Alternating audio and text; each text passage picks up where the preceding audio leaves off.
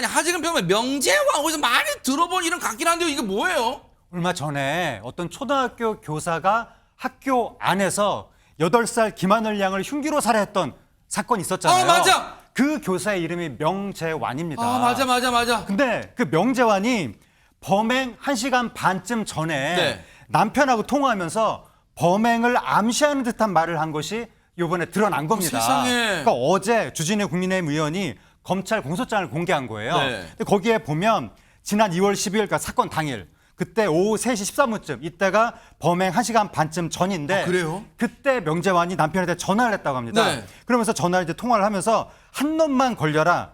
나만 불행할 수 없어. 한 명만 더 불행하게 할 거야.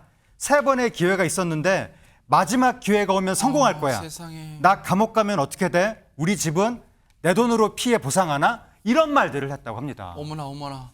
지금 어떻게 저런 말을 할 수가 있어요?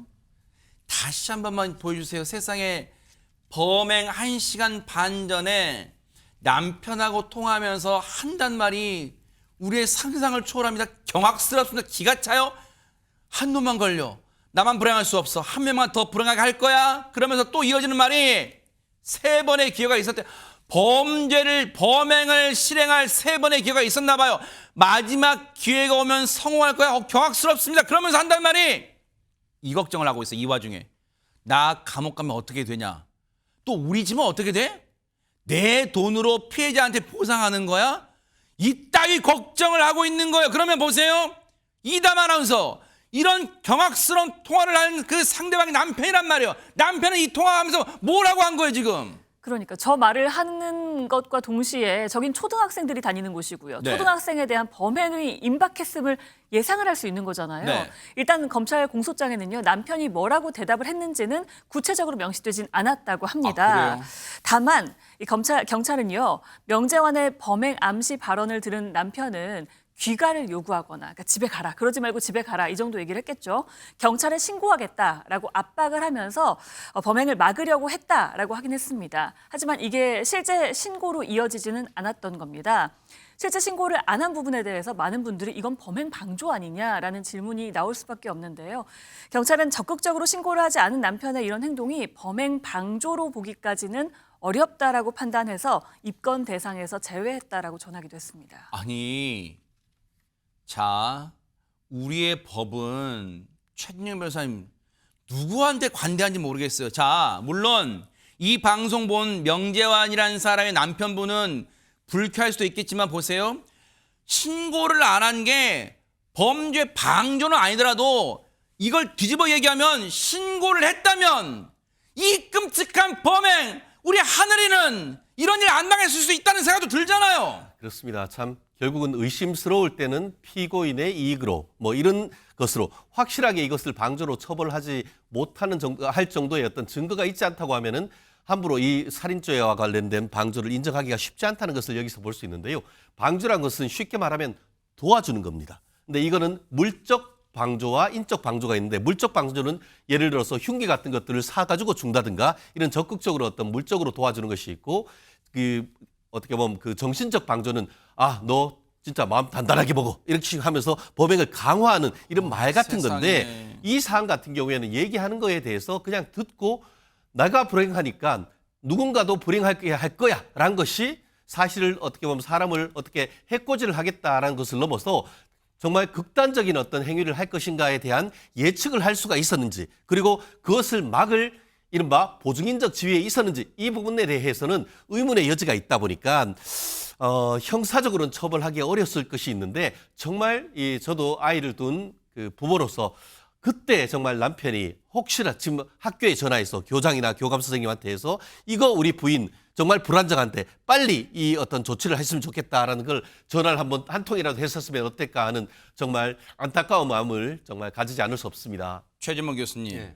물론 결과론이라고 치부할 수도 있겠습니다만 이 명재원이라는 사람의 이 명재원이라는 인간의 남편의 행동이 아쉬움을 넘어서 분노가 치미는 게 보세요. 설마 내 아내가 범죄를 이렇게 할 상황이 아니잖아요. 그러면 최소한 신고만 했다면 막을 수도 있었던 거 아니에요? 아, 그러니까요. 말로는 신고한다고 얘기했다잖아요. 그러니까요. 왜 안 해요, 그러면? 실행을 해야 될 거 아닙니까? 본인도 위험하다고 생각하니까 명재환한테 그렇게 얘기한 거예요. 나 신고할 거예요, 경찰에. 그럼 신고를 했어야지 전화를 끊고. 경찰이 그거 출동만 있어도 막을 수 있었던 거 아닙니까? 그러니까, 네. 이런 행동을 안 하는 게 문제예요. 저는 문제라고 봐요. 네. 법적으로 처벌을 못 받았더라도 이 사람 이러면 안 되는 겁니다. 네. 누구든 이런 위험한 상황이 닥치게 되면 신고해서 막으려고 노력을 해야죠. 그리고 만약의 경우를 생각해야 되는 거 아닙니까? 명재환이 하는 태도 보세요. 아까 잠깐 설명이 나왔습니다만 나 감옥 가면 어떻게 돼? 우리 집은 내 돈으로 피해 보상해야 된다. 자기 생각만 하잖아요. 맞아요. 남을 죽이려고 작정하고 있으면서 내 경제적 피해, 내 가족에 대한 피해 이건 생각하고 이게 저희 뭐 사람이에요? 저희 사람? 이 아니죠. 이게 네. 사람이 이런 행동을 할 수 있는 겁니까? 자기가 피해 당하는 게 두려우면 다른 사람의 생명을 노리면 안 되는 거죠. 맞아요. 말이 안 되는 얘기고요. 네. 이게 얼마나 황당하냐면 이게 돌봄교실 맞은편에 대기업 시청각실이 있었어요. 거기서 기다리고 있었던 세상에. 거예요. 범행 대상을 물색하고 있었던 거예요. 어머나. 돌봄교실 끝나고 나오는 아이들을 쳐다보고 있었단 아우, 말이에요. 세상에. 얼마나 끔찍합니까? 어머네. 사람을 죽이려고 흉기도 준비하고 시청각실에서 맞은편에 있는 돌봄교실을 기다리고 보고 있었던 거예요. 세상에. 맨 여기군요. 마지막에 나온 여기가 시청학실이군요. 아, 그렇습니다. 세상에. 저기에서 돌봄교실의 문을 보고 있었다니까요. 아이고, 네. 얼마나 무섭냐고요. 오후 4시 40분에서 47분경 네. 명재환이 돌봄교실 마지막으로 나오는 김하늘 양을 보게 된 거예요. 그리고 책을 주겠다며 접근해서 시청각실로 데리고 들어옵니다. 아, 세상에. 그리고 나서 선생님과 함께 있어줘 이렇게 얘기해요. 그러니까 이제 하늘 입장에서는 뭐 처음에는 책을 준다고 하니까 선생님이 책 주고 가라고 하겠자고 따라갔어요. 근데 거기서 뭐라고 하냐면 나랑 함께 있어야 돼 라고 얘기하니까 하늘이가 좀 두렵지 않겠어요? 두렵죠. 그래서 뭐라 그랬냐? 미술학원에 가야 돼요. 저 아빠한테 가야 돼요 라고 얘기를 한 거예요. 그랬더니 한다는 소리 명재환이 아빠한테 못 갈 것 같다. 이게 뭡니까? 이게 대체? 사람이에요? 사람이 아니죠? 악마다, 악마지, 악마. 악마잖아, 이게 지금. 그래서 하늘이가 한 번 더 얘기해요. 제발 보내주세요. 그 아이를 붙잡고 어떻게 그런 행동을 할 수가 있냐고요. 이게 사람이에요? 사람입니까 진짜? 사람이 아니니까 지난 경악스러운 범죄를 저지르죠. 손정혜 변호사님 세상에. 그것뿐만이 아닙니다. 사실은 당일 이렇게 즉흥적으로 우발적으로 범행에 이른 게 아니라요. 계획한 정황이 뚜렷하게 확인이 됐는데요. 즉 범행 나흘 전 오후에요. 명재환이 4시간 내내 휴대전화를 통해서 살인, 사람 죽이는 법, 그리고 살인 사건을 다수 검색했던 것이 확인이 됐고요. 아, 세상에. 범행 당일에도 땡땡 초등학교 살해 사건, 초등학생 살인 등을 검색한 것으로 알려지고 있어서 이 수법조차 미리 검색하고 계획하고 심지어 연구했다라고 검찰은 공소장에 적시를 했습니다. 아니 그러면 하재근 평론가님 검찰의 공소장 내용이라면서요. 그러면 대체 이 끔찍한 범행을 저지른 이유 범행 동기는 뭐예요 그러면? 예, 검찰 이 공소장에 동기에 대해서도 나와 있는데 뭐라고 되어 있냐면 가정 불화에 따른 소외, 성급한 복직에 대한 후회, 직장 부적응 등으로 인한 분노가 증폭되자 이를 해소하기 위해 자신보다 약자인 초등생 여자아이를 잔혹하게 살해한 이상동기 범죄를 보인다 라면서 명재환이 평소에 버림받을지 모른다는 유기 불안과 감정 조절 어려움 등을 겪어온 것도 영향을 미쳤을 것이다. 이렇게 적혀 있습니다. 아니 근데 시청자분들 귀를 의심하실 것 같아요. 지금 최진영 변호사님 이거는 명재환의 변호인 측이나 할 말 아니에요? 검찰의 공소장이 저런 말을 정해요? 왜 저걸 하는 이유는 뭐냐면은 지금 살인죄는 전형적인 동기 범죄입니다. 그러다 보니까 대법원 양형위원회 양형 기준에도 살인죄를 동기에 따라서 5가지로 나누는데요. 네. 결국 그 동기가 무엇인지 파악을 하고 그에 합당한 검찰로서는 구형을 해야 되다 보니까 어떻게 보면 참작할 수 있는 사유, 왜 그렇게 했는지 동기를 찾았는데 네. 제3자적 시각에서 봤을 때는 아니 검사가 이거 엄격하게 더 처벌을 해야 되는데 네. 죄를 어떻게 보면은 감경해주고 그렇게 했는 이유를 좀 해명해주는 듯한 이런 부분에 대해서 좀 마음이 불편할 수는 있습니다. 다만 그럼에도 불구하고 검찰 같은 경우에는 이른바 검사의 객관 의무, 공익의 대변자로서 나쁜 것은 나쁜 것대로 강하게 해야 되지만 네. 또 참작할 사유는 참작한 사유들을 어떻게 보면 법원에 밝힐 필요가 있어서 말씀드린 것처럼 예전은 정말 엄하게 처벌해달라라고 하면서 뻥튀기 구형을 했다고 하면은 요즘은 실질 구형, 정말 본인들이 수사를 해서 그 동기를 파악한 다음에 실제로 처벌할 정도의 형을 구형하는 그런 정책을 하다 보니까 이 검사의 공소장에 이런 일이 보여주는데 우리 피해자 특히 학부모를 둔 우리 학부모 입장에서는 조금 속상한 것은 분명한 것 같습니다. 그러니까요. 모자를 쓴 여성이 경찰차에 올라탑니다. 48살 명재환입니다. 대전의 한 초등학교에서 8살 김하늘 양을 흉기로 찔러 숨지게 한 혐의를 받는 여교사의 신상이 공개됐습니다. 사건 발생 한 달여 만입니다. 피해자한테 하실 말씀 없으신가요? 경찰은 명재환의 범행이 가정 불화와 직장 생활, 자기 불만으로 쌓인 분노나 스트레스가 표출된 것으로 보고 있습니다. 처음에는 스스로 목숨을 끊는 방법을 찾았지만 범행 일주일 전부터 타인에게 위해를 가하는 쪽으로 방식이 바뀌었다는 겁니다. 이는 명재환이 인터넷에서 흉기와 살인 관련 기사를 검색한 기록에서도 나타났습니다. 반사회적 인격장애 사이코패스 검사에서 해당하지 않는다는 1차 소견 결과가 나왔습니다. 경찰 조사 과정에서 명재환은 피해자와 유가족들에게 사과와 반성의 의미가 담긴 내용을 진술한 것으로 알려졌습니다. 미성년자를 약치 유인해서 살해하면 형량은 일반 살인죄보다 무거워서 무기징역과 사형으로 지정되어 있습니다. 명 씨의 신상 정보는 다음 달 11일까지 대전경찰청 홈페이지에 공개됩니다. 대전의 한 초등학교에서요. 김하늘 양을 무참히 살해한 교사의 신상이 오늘 공개가 됐습니다. 김묘선 기자님. 네, 그렇습니다. 지난달 10일 학교에서 돌봄 교실을 마친 뒤에 학원을 가려던 김하늘 양을 유인한 뒤에 무참히 살해한 가해 교사가 신상이 오늘 공개가 됐습니다. 이렇게 사진 여러 장이 공개됐는데요. 이 사람인가요? 이름은 명재완, 나이는 48세입니다. 어제 열린 신상정보공개위원회에서는 범행의 잔혹성 그리고 피해의 중대성, 유족의 의견 등을 종합적으로 고려해서 신상 정보를 결정했습니다. 그리고 명재완도 별도의 이의 신청을 하지 않음에 따라서 경찰은 공개 결정 이튿날인 오늘 신상을 공개했습니다. 가해자 명재완의 신상 정보는 다음 달 11일까지 한 달 동안 대전경찰청 홈페이지에 공개될 예정입니다. 정말 경악스럽고 끔찍한 사건이 일어난 지 한 달여 지나서야 저 악마 같은 정말 저희 사람입니까? 저 인간의 신상이 공개가 됐어요. 그리고 이 악마 같은 인간이 오늘 검찰에 송치가 됐는데요. 그 모습 보시고 이어가 보도록 하겠습니다. 왜 죽였나요?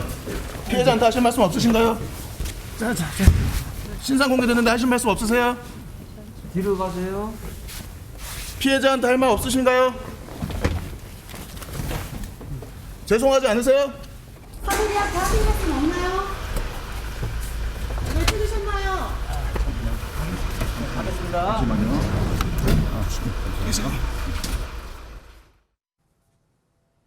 아마 시청자분들은 그런 생각도 하실 거예요. 조금 전에 검찰로 송치되는 명재완이라는 저 인간의 모습 보시면서 이런 생각하실 거예요. 아니 신상을 공개한 마당에 모자는 왜 씌워줍니까? 모자는 왜 씌워줘요? 아마 그런 생각하실 거예요. 그런데 보세요. 손정혜 변호사님. 기자들도 사람인지라 차분함을 유지해야 되지만 정말 분노에 찬 목소리로 명재완한테 속사포 질문을 쏟아냈어요. 그렇습니다. 사실 이 사건만큼 경악스럽게 우리 한국 사회에서 메시지를 던져주는, 그러니까 본인들이 보호 감독할 초등학생을 유인해서 계획범죄로 살해했다는 건 도저히 믿기 어려운 충격적인 사건이었는데요. 사건 발생 한 달여가 지나서야 신상 공개 결정이 나왔습니다. 사건은 지난달 10일에 있었고요. 이 김하늘 양을 살해한 이후에 본인도 자해 시도를 했습니다. 목과 팔 부위에 어떤 흔적이 있었기 때문에 긴급 수술을 할 수밖에 없었고 또 수술 이후에 회복하는 시간이 있었기 때문에 다소 조금 늦게 수사가 진행되고 신상 공개 결정이 이루어졌다라고 말씀드릴 수 있는데요. 수술 직전에는 범행을 자백하는 취지로 인정하기도 했었습니다. 그리고 건강이 호전되자 체포영장이 집행이 됐고요. 곧이어서 법원에서도 범죄의 중대성이 충분히 인정되는 사건인 만큼 구속영장이 발부되고 그리고 오늘 신상공개 결정 관련해서 신상공개 결정이 있었고 검찰에 송치된 상황인데요. 일단 이런 제명이 적용이 됐습니다. 단순 살인죄가 아니라요. 미성년자에 대한 약치, 유인, 살인죄입니다. 즉 유괴 이후에 살인한 부분에 있어서는 우리 법에서는 사형과 무기징역형을 규정할 만큼 엄격한 범죄로 다스릴 수밖에 없고 네. 현재 수사기관에서도 엄중한 사건인 만큼 철저하게 조사하고 있는 상황입니다. 지금 저 인간이요, 당시 범행을 세상에 김하늘 양을 무참히 살해하고 자신도 현장에서 자해를 시도하고 세상에 저 악마 같은 인간도 정말로 사람이라고 정말 우리의 사법당국은 그리고 의료당국은 저 인간을 25일 동안 치료해 줬어요. 그래서 저 인간에 대한 구속 그 시기가 늦춰진 거예요. 그리고 신상 공개가 오늘에서야 됐는데 김민호 변호사님, 앞서 혐의는 손정혜 변호사님이 잘 설명해 주셨는데 이 혐의를 내용을 들여다보면 경찰은 명재환이 계획범죄를 했다고 보는 것 같은데 그 근거는 뭡니까 그러면? 예, 경찰에서는 이 명재환을 검찰에 송치한 이후에 그 조사 내용을 발표를 했는데요. 경찰에서는 결과적으로 이 사건 범행을 철저한 계획범죄로 판단하고 있습니다. 네. 그 근거에 대해서 그 흉기를 구입한 동기를 좀 경찰에서 살펴봤더니 이 명재환 씨가 처음에는 스스로 자신의 목숨을 끊으려 했다라고 진술을 했다고 합니다. 네. 그러다가 처음에는 자기 스스로 목숨을 끊으려 했지만 그 분노의 대상이 타인에 대한 위해 쪽으로 변모하면서 이 범행 며칠 전부터 명재환 씨가 인터넷으로 흉기 또는 살인 기사를 검색해 봤다고 합니다. 세상에. 이와 같은 사정을 근거로 경찰에서는 이 사건 범행을 계획범죄로 보고 있고요. 근데 저는 그렇게 생각합니다. 명재환 씨가 스스로 목숨을 끊으려고 흉기를 구입했다는 진술도 쉽사리 믿기 어렵고요. 예, 그리고 경찰의 이와 같은 계획범죄에 대한 판단은 이 명재환 씨가 나중에 재판에서 심신미약 등을 주장할 거거든요. 네. 그 주장에 대해서도 영향을 미칠 거라고 보고 있습니다. 아니 근데 지금도 믿기지가 않는 게 최진영 변호사님, 그 어린 하늘양, 인생을 채 꽃을 피워보지도 못한 이 어린 학생한테 왜 김하늘양을 범행 대상으로 삼은 거예요 진짜. 그렇습니다. 지금도 믿기지가 않아요. 저도 참 뭐라 표현하기 어려울 정도의 분노를 느끼는데요. 살인죄는 대표적인 동기 범죄라고 하지 않습니까? 그렇기 때문에 실제로 대법원 양형 기준에서 살인죄는 5가지 동기로 나누는데 이번 케이스는 그중에 두 번째인 보통 동기 살인에 해당하는 것이 아닌가 싶은데요. 보통 동기의 살인과 관련해서 말씀드리면은 네. 이번에 경찰에서 어떻게 보면 조사했는 결과 왜 했냐라고 했을 때에 학교와 가정에서의 불화, 또 그 과정에 느끼게 된 본인 스스로의 불만, 이런 것들이 스트레스로서 계속 쌓이고 하다가 범행에 이르렀다. 이렇게 얘기를 한 것 같습니다. 말씀드린 것처럼 대법원 양형위원회의 보통 동기 살인 같은 경우에는 가정 불화라든가 그에 준하는 내용에 대한 그 어떤 형을 얘기를 하는 것이고, 실질적으로 이런 케이스에서는 한 10년에서 16년, 가중되면 한 15년에서 무기징역 이상 될 정도로 사실은 상당히 중요한 범죄입니다. 교사가 이럴 수 있다는 것에 대해서 저 또한 경악을 금할 수 없었던 것 같은데요. 네. 이에 대해서 좀 전에 김 변호사님이 얘기하신 것처럼 우울증 뭐 이런 얘기도 나왔지 않습니까? 그런데 조사해본 결과 이 우울증이 어떤 이 범죄의 동기나 직접적인 원인이 됐을 가능성은 현저히 떨어진다. 이런 식으로 얘기를 하고 있기 때문에 심신미약, 심신장애로 인해서 형을 감경받을 가능성은 현실적으로 그리 현저히 낮다. 그렇게 봅니다. 네. 시청자분들이 아마 이러실 것 같아요. 범행 동기를 묻는 그 경찰의 질문에 명재환이라는 인간이 조금 전에 말씀드린 것처럼 그랬잖아요. 보세요. 가정과 학교에서의 불화, 그리고 스스로에 대한 불만, 그걸로 그렇게 불만으로 쌓인 분노와 스트레스가 범행으로 표출된 거래요.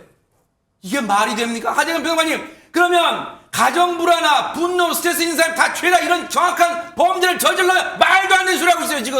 말도 안 되는 소리를 하고 있는 것이고, 그렇다 보니까 많은 사람들이 이 명재환이라는 사람의 사고 방식 자체가 일반인하고 다른 거 아니냐 이런 생각을 하게 된 거예요. 아무리 일반인 무슨 뭐 분노가 쌓이고 불화 불만이 쌓인다고 해서 아이한테 그렇게 할 리가 없지 않습니까? 사람이에요, 그게? 그러니까 사람이 아닌 것 같은 행동을 한 거 아니에요. 더군다나 범행 직후에 입원한 병원의 응급실에서 명재환이 소리를 내서 웃었다는 얘기가 전해졌거든요. 세상에. 그렇다 보니까 일반인이면 저렇게 할 수가 없다라고 해서 반사회적 인격 장애, 사이코패스가 아니냐 이런 얘기가 나온 거예요. 네. 그래서 경찰이 사이코패스 검사를 했거든요. 근데 지금 1차 소견이 사이코패스가 아니라고 나오긴 했다고 합니다. 네. 하지만 그렇다 하더라도 너무 지금 말도 안 되는 행태를 보이고 있기 때문에 경찰이 사이코패스 검사를 앞으로 계속해서 진행할 예정이라고 합니다. 제목 보세요. 그냥 제목만 봐도 너무 분노가 치밉니다. 김묘성 기자님.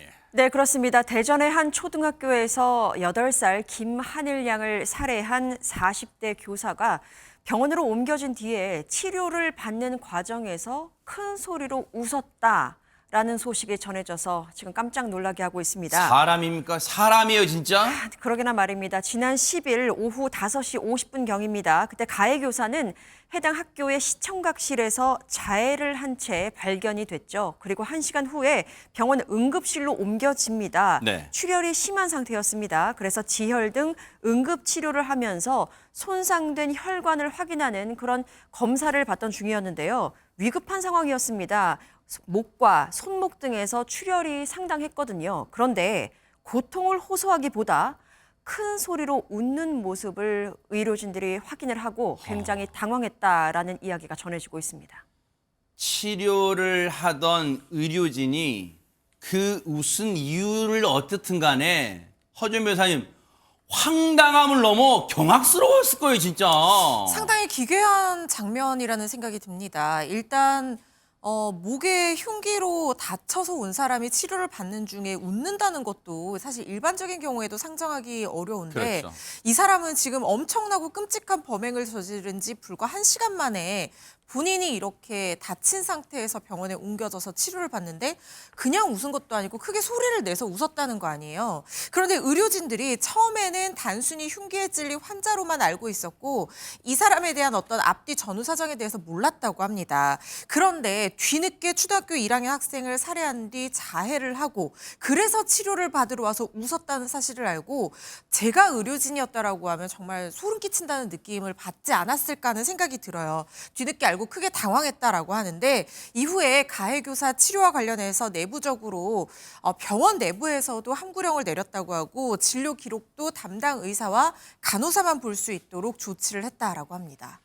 사람을 죽이고도 그것도 8살이었습니다. 인생의 꽃을 채 피워보지 못한 8살 아이를 무참히 살해하고도 웃음이 나왔다는 거 이게 사람입니까? 사람이에요 진짜? 사람이라고 볼 수 없죠. 이런 행동을 하는 사람을 어떻게 사람이라고 인정할 수 있겠습니까? 도저히 납득이 안 되는 상황이고요. 지금 현재 이 사람 치료받고 있는데 전문가들은 뭐라고 얘기하고 있냐면 이 사람이 지금 우울증 때문에 뭐 잠깐 쉬었다가 휴직했다 다시 학교에 돌아왔다 이런 일을 반복했다고 하잖아요. 네. 그런데 이번 사건과 우울증과 직접적인 연관이 없을 가능성이 더 높다 이렇게 분석을 하고 그래요? 있습니다. 네. 왜냐하면 네. 끔찍한 범행을 저지르고도 웃음을 웃었다고 하니 이는 반사회적 인격 장애가 아닌가 이렇게 지금 분석을 하고 있는 상황입니다.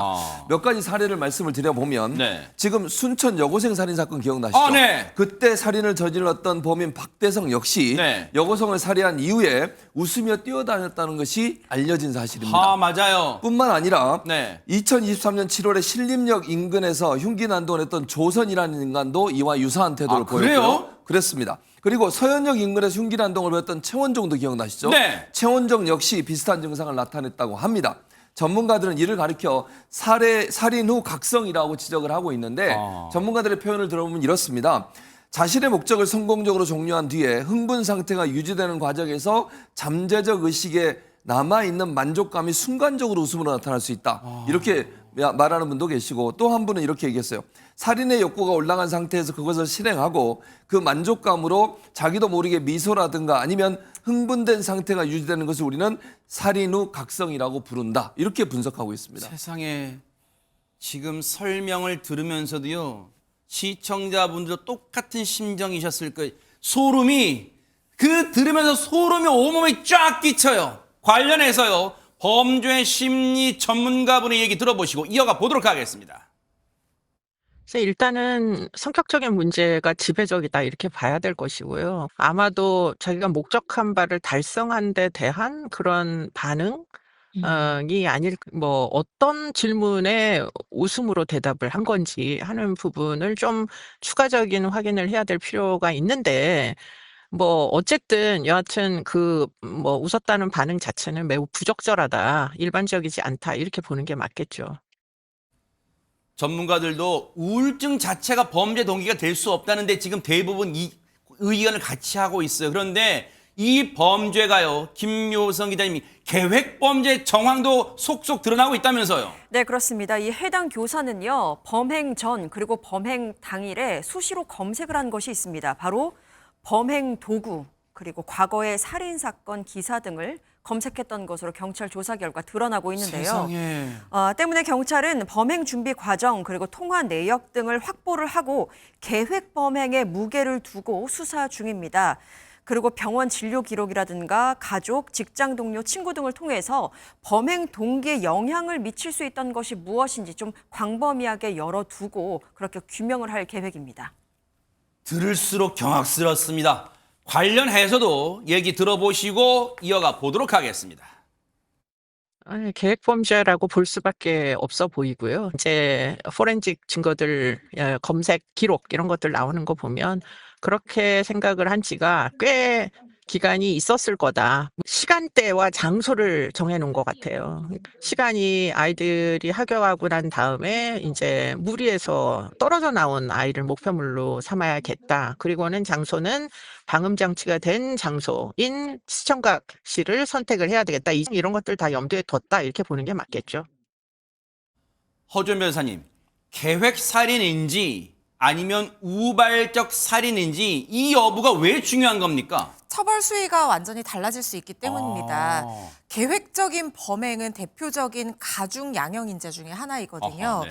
지금 이런 범행 같은 경우에는 피해자를 무작위로 고른, 그러니까 이유 없는 살인이기 때문에 동기 자체가 비난 동기 살인이어서 일반적인 보통 동기 살인보다 처벌 수위가 높게 결정이 되는데 만약에 계획적으로 범행을 했다라고 하면 기본 형량이 15년 이상부터 시작을 하는데 계획적으로 범행을 한 경우에는 18년 이상에서 무기징역 이상까지도 선고가 될 수 있습니다. 아하. 특히 이 사건 같은 경우에는 무기징역형이 선고될 가능성이 상당히 높아 보이는 여러 가지 양형 인자들을 갖고 있다는 생각이 듭니다. 네. 아니 그렇다면 최재명 교수님, 예. 가해교사 그 사람 같지도 않은 그 가해교사에 대해서는 지금 수사가 어떻게 돼가고 있습니까? 잘 진척이 없습니다. 이 사람 지금 정맥 봉합 수술을 받고 중환자실에서 안정을 취하고 있는 중이거든요. 아. 지난주에 한번 수사기관이 진술을 받으려고 시도를 했었는데 대면 조사를 시도를 했었는데 갑자기 혈압이 높아지면서 중단을 했어요. 그래서 지금 중단된 상태고요. 현재는 산소 마스크를 낀 상태에서 대화가 힘든 것으로 알려지고 있어서 건강이 회복되는 대로 체포영장을 집행할 예정이라는 게 경찰의 발표 내용입니다. 아무 죄 없는 어린 학생을 무참히 살해한 가해교사의 과거 행적들이 낱낱이 드러나고 있습니다. 안진용 기자님. 네, 이 가해교사는 지난 1999년부터 약 26년간 교사 활동을 이어왔습니다. 그 사이에 6차례 학교를 옮겼는데 이 모두 어떤 특별한 일은 있던 게 아니었고 정기 인사였다는 겁니다. 네. 그 사이에 여러 차례 표창도 받았다고 하는데 2000년에서 2020년 사이에 교육감 표창 1차례, 교육장 표창 5차례, 교육장 상장 2차례, 기타 상장 1차례 등 총 9차례 상을 받았다는 겁니다. 또한 이 교직 기간에 관할 교육지청에서 보고된 징계나 민원은 없었으며 또한 수사기관으로부터 형사처벌을 받은 전력도 전혀 없는 것으로 확인됐습니다. 이 얘기를 들으시고 시청자분들은 더 기가 차실 수가 있어요. 이 살인마로 돌변하기 전에 장유미 변호사님, 그러면 버젓이 뭐 교육감이 주는 그런 뭐 표창 등등 해서 9차례나 포상, 상을 받은 전력이 있다고요, 지금? 그렇습니다. 수상 내역도 내역이지만요. 아이들과 굉장히 밀접한 그런 업무에 투입이 된 사실도 이제 밝혀졌는데 가해 교사는 2023년도, 2024년도에 2학년 담임을 맡았었다고 합니다. 그 당시에 학생들의 안전관리 업무를 맡았었는데요. 특히 지난해엔 학생들의 등하교 안전을 담당하는 색상 지킴이 활동을 했었고요. 또 교통안전지도 녹색 학부모회 조직을 담당하기도 했다고 합니다. 네. 그런데 학교 근무 기록을 그 당시 걸 살펴보면 업무를 맡고 있던 지난해 7월부터 6개월 동안 8차례에 걸쳐서 80일이 넘게 조퇴, 병가, 반복했던 사실이 나타났고요. 네. 특히 지난해 10월부터 12월까지는 56일 동안 병가를 쓰기도 했습니다. 긴 병가 후에 돌아온 바로 다음 날인 지난해 12월 9일에는요. 6개월의 질병휴직을 추가로 신청을 했는데요. 갑자기 3주 만인 12월 30일에 복직을 한 겁니다. 이때 병원으로부터 받은 정상 근무가 가능할 것으로 보인다는 소견서를 제출했다는 내용이 보도가 되기도 했는데 이후 방학 기간에는 근무지회 연수 명목으로 학교에는 출근하지 않았다고 합니다. 다만 지난 3일 학교에 출근하기 시작했는데 지난 5일과 6일에는요. 이상 행동을 보였는데 컴퓨터를 부수거나요. 아니면 동료의 팔을 꺾는 등 폭력적인 모습을 보인 후에 지난 10일 범행을 저지르게 됐습니다. 자, 이종근 평론가님.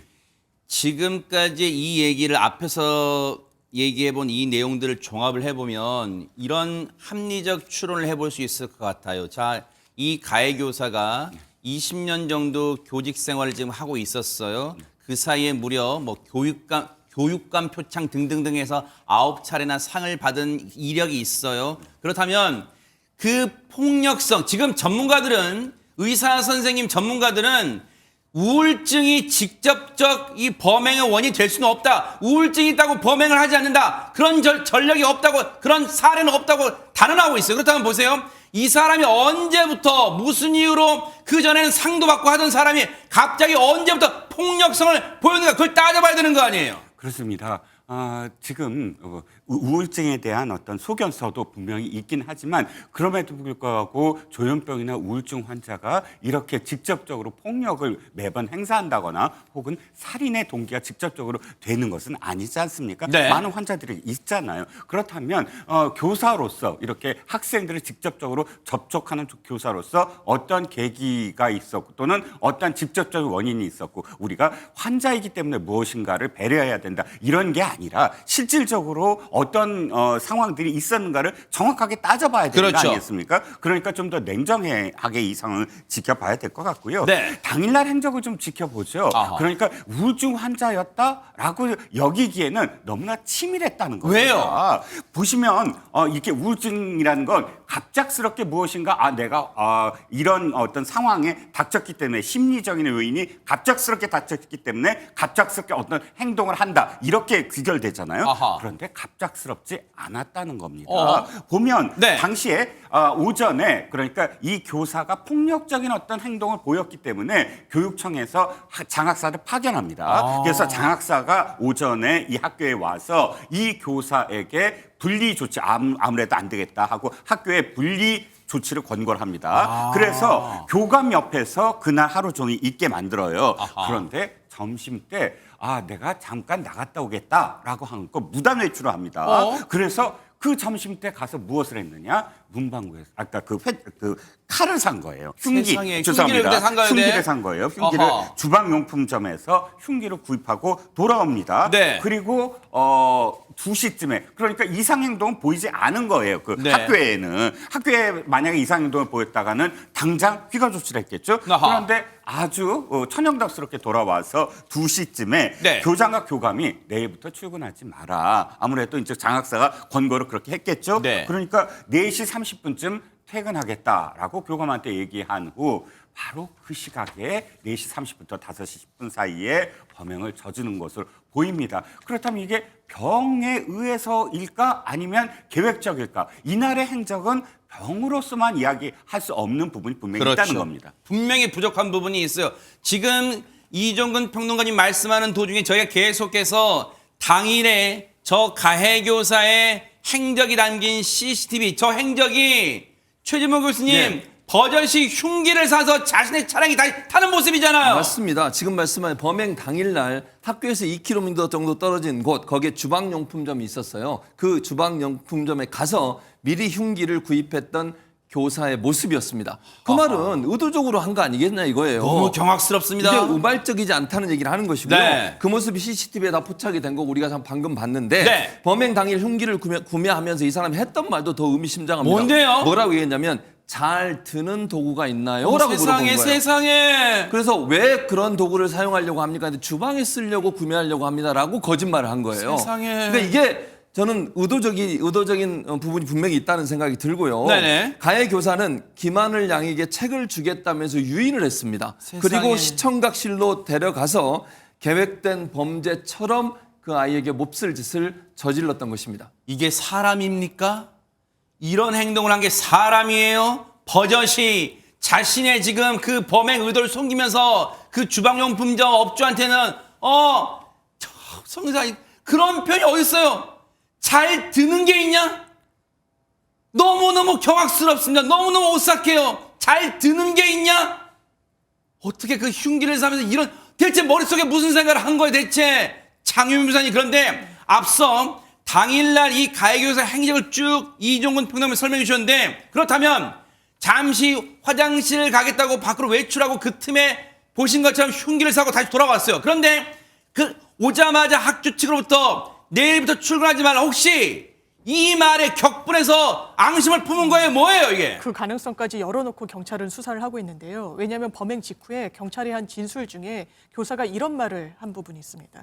복직 3일 후에 교감 선생님이 나에게 수업을 들어가지 못하게 해서 짜증이 났다라고 이야기를 한 부분이 있어서 혹시 이것이 범행에 이르게 된 경위와 관련해서 이 연관성이 있는지 여부를 이 가해 교사의 건강 상태가 호전되는 대로 면밀히 수사할 방침이라고 밝혔고요. 하하. 또 경찰은 전담 수사팀까지 투입을 해서요. 범행 동기 그리고 계획 범죄 여부 그리고 범죄 분석을 위해서 프로파일러 5명까지 수사에 투입을 해놓은 상황입니다.